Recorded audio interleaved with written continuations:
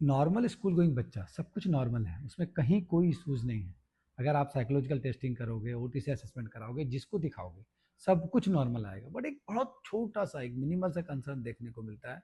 क्या वो स्कूल में कमांड नहीं फॉलो कर रहा, आउट ऑफ 10 2 कमांड फॉलो कर रहा है, 3 कमांड फॉलो कर रहा है।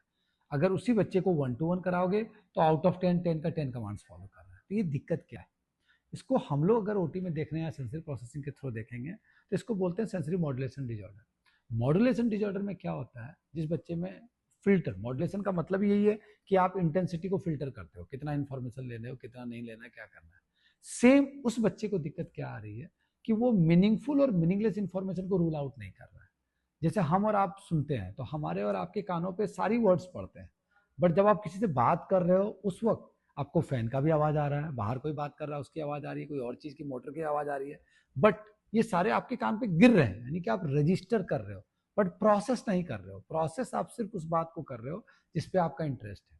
बट इन बच्चों में क्या होता है, ये टिपिकली डेवलपिंग है, सब कुछ नॉर्मल है, बट ये रूल आउट नहीं कर पाते हैं। यहाँ प्रोसेसिंग में दिक्कत आती है, जहां पे ये मीनिंगफुल और मीनिंगलेस के बीच रूल आउट नहीं कर पाते हैं। उनको सारे साउंड को रिसीव करना है और सारे को प्रोसेस करना है। अब जब सारा को प्रोसेस करेगा तो रिस्पॉन्स कैसा रहेगा? कंफ्यूज, क्योंकि वो एक साथ में 10 चीजों को प्रोसेस कर रहा है, तो किस पे रिएक्ट करेगा, किस पे रिस्पॉन्ड देगा? तो ये उसे समझ में नहीं आता है। इन बच्चों को सिंपल सेंसरी इंटीग्रेशन थेरेपी कराने से बहुत बेनिफिट होता है। देखने में कहीं कोई प्रॉब्लम नहीं है, टेस्ट में भी कहीं कुछ नहीं आएगा, बट अगर काम करते हैं इस एरिया में तो बहुत सिग्निफिकेंट चेंजेस आते हैं।